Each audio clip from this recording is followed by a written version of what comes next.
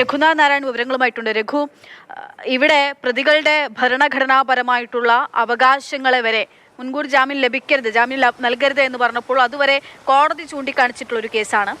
S I ടിയെ സംബന്ധിച്ചിടത്തോളം എവിടെ തുടങ്ങി വീഴ്ച പറ്റി അല്ലെങ്കിൽ പാളിച്ച പറ്റി എന്നുള്ളതാണ്. ഇത്രയും ഗുരുതരമായിട്ടുള്ള ഒരു വകുപ്പ് ചുമത്താൻ മാത്രമുള്ള അല്ലെങ്കിൽ അങ്ങനൊരു ക്രൈം ആയിരുന്നു അവിടെ നടന്നതെന്ന് ബോധ്യപ്പെടുത്താൻ സാധിച്ചില്ല എന്നുള്ളതാണ് പ്രധാന വീഴ്ച എന്ന് തോന്നുന്നു, അല്ലേ?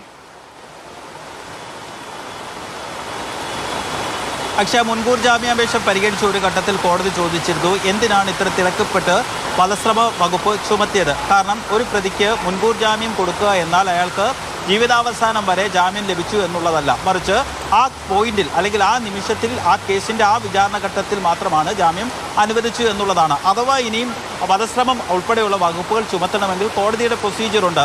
ആ നടപടിക്രമങ്ങൾ പാലിച്ചുകൊണ്ട് വധശ്രമം ചുമത്തി കോടതിയെ സ്വാഭാവികമായിട്ട് തന്നെ അറിയിക്കാം. അതായത് ഈ പ്രതികൾക്കെതിരെ വധശ്രമം ചുമത്തിയിട്ടുണ്ട്, അതുകൊണ്ട് മുൻപ് നൽകിയ മുൻകൂർ ജാമ്യം റദ്ദാക്കണമെന്ന് കോടതി പ്രൊസീജിങ്സ് വഴി ഇത്തരത്തിൽ വേണമെങ്കിൽ അത്തരമൊരു അല്ലെങ്കിൽ നടപടിക്രമങ്ങൾ പാലിച്ചുകൊണ്ട് വധശ്രമം ചുമത്തുകയൊക്കെ ചെയ്യാറ്. പക്ഷേ അനാവശ്യമായൊരു തിടുക്കം കാണിച്ചു എന്ന് കോടതി വാക്കാൽ ഈ കേസിൻ്റെ വാദം നടക്കുന്ന ഘട്ടത്തിൽ പറഞ്ഞിരുന്നു. എന്ന് മാത്രവുമല്ല,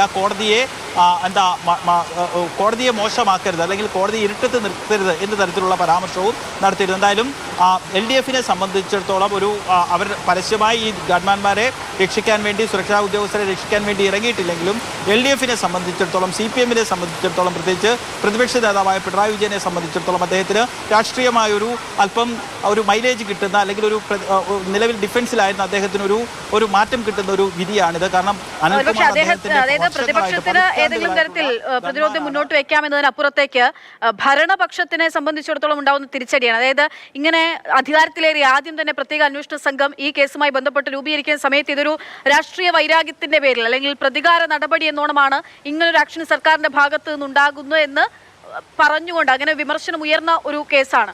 അവിടെയാണ് ഇപ്പോൾ SITയെ സംബന്ധിച്ചിടത്തോളം സമ്പൂർണ്ണമായിട്ടുള്ള തിരിച്ചടി ഉണ്ടാകുന്നത്. മേൽക്കോടതിയിലേക്ക് ഇനി പോകാമെങ്കിൽ പോലും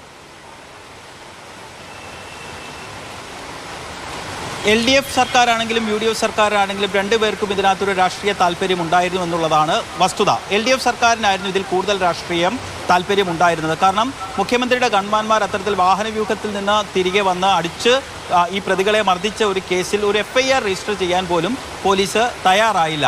പിന്നീട് ഈ മർദ്ദനമേറ്റവർക്ക് കോടതിയിൽ പോകേണ്ടി വന്നു കേസ് രജിസ്റ്റർ ചെയ്യാൻ. എന്നുമാത്രവുമല്ല, ഈ കേസ് അവസാനിപ്പിക്കണമെന്ന് ആവശ്യപ്പെട്ട് കോടതിയിൽ നൽകിയ റിഫറൽ റിപ്പോർട്ടിൽ വളരെ ദുർബലമായ വാദമായിരുന്നു അന്ന് പിണറായി വിജയൻ സർക്കാരിൻ്റെ ഭാഗമായിട്ടുണ്ടായിരുന്ന അന്വേഷണ ഉദ്യോഗസ്ഥർ നൽകിയത്. ഏറ്റവും ദുർബലമായ വാദം എന്ന് പറയുന്നത് ഈ മർദ്ദിക്കുന്നതിൻ്റെ ദൃശ്യങ്ങൾ ലഭിക്കുകയല്ല എന്നുള്ളതായിരുന്നു ആ വാദം. ആ വാദമൊക്കെ കോടതി അംഗീകരിച്ചില്ല. ഇതിനുശേഷമാണ് തുടരന്വേഷണത്തിന് വേണ്ടി കോടതി ഉത്തരവിട്ടത്. പക്ഷേ തുടരന്വേഷണത്തിന് വേണ്ടി ഉത്തരവിട്ടിട്ടും ഈ മുഖ്യമന്ത്രിയുടെ ആഭ്യന്തരമന്ത്രിയുടെ ചുമതല കൂടി ഉണ്ടായിരുന്നു പിണറായി വിജയൻ. ആഭ്യന്തരമന്ത്രിയുടെ അടുപ്പക്കാരെ, ഇഷ്ടക്കാരെ ഒന്ന് വിളിച്ച് ചോദ്യം ചെയ്യാനുള്ള നിയമപരമായ ധൈര്യം പോലും ഈ ഉദ്യോഗസ്ഥർക്ക് ഉണ്ടായിരുന്നില്ല.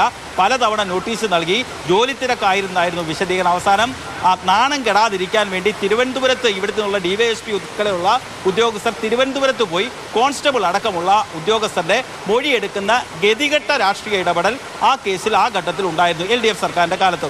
സ്വാഭാവികമായിട്ട് തന്നെ UDF സർക്കാർ വന്നപ്പോൾ അവരുടെ 2 പ്രവർത്തകരെ മർദ്ദിച്ച കേസ് ആദ്യഘട്ടത്തിൽ തന്നെ ADGPയുടെ ഓഫീസിൽ നിന്നടക്കം ഈ കേസ് അട്ടിമറിക്കാനുള്ള ശ്രമം നടക്കുന്നു. സ്വാഭാവികമായിട്ട് തന്നെ അതിനെ അധികാരത്തിലെത്തിയപ്പോൾ അതിനെ രാഷ്ട്രീയമായി നിയമപരമായി നേരിടുക എന്നുള്ള രാഷ്ട്രീയ ബാധ്യത കൂടി UDFനുണ്ടായിരുന്നു. അതുകൊണ്ട് തന്നെയാണ് ദിവസങ്ങൾക്കുള്ളിൽ തന്നെ ഷൗക്കത്ത് അലിയെ പോലെയുള്ള വളരെ എഫിഷ്യൻ്റ് ആയിട്ടുള്ള ഉദ്യോഗസ്ഥനെ, നമുക്കറിയാവുന്ന TP ചന്ദ്രശേഖരൻ വധക്കേസിലെ പ്രതികളെ ഒഴുക്കുന്ന് മലയിൽ കയറി പിടിച്ച ഷൗക്കത്ത് അലിയെ പോലെയുള്ള ഒരു ഉദ്യോഗസ്ഥനെ ഇതിനു വേണ്ടി ചുമതലപ്പെടുത്തിയപ്പോൾ സ്വാഭാവികമായിട്ട് തന്നെ വളരെ കർക്കശമായുള്ളൊരു നിലപാട് ഈ വിഷയത്തിൽ ഉണ്ടാകണം എന്നുള്ളതായിരുന്നു UDF സർക്കാരിൻ്റെ ആഗ്രഹം. പക്ഷേ ഒരു ഖേദകരമായ കാര്യമെന്ന് പറയാം, ഈ കേസിൽ അന്വേഷണ സംഘം അനാവശ്യമായ ധൃതി കാണിച്ചു എന്നുള്ളതാണ് യാഥാർത്ഥ്യം. ഒന്നാമത് വധശ്രമ വകുപ്പ് ചുമത്തുക.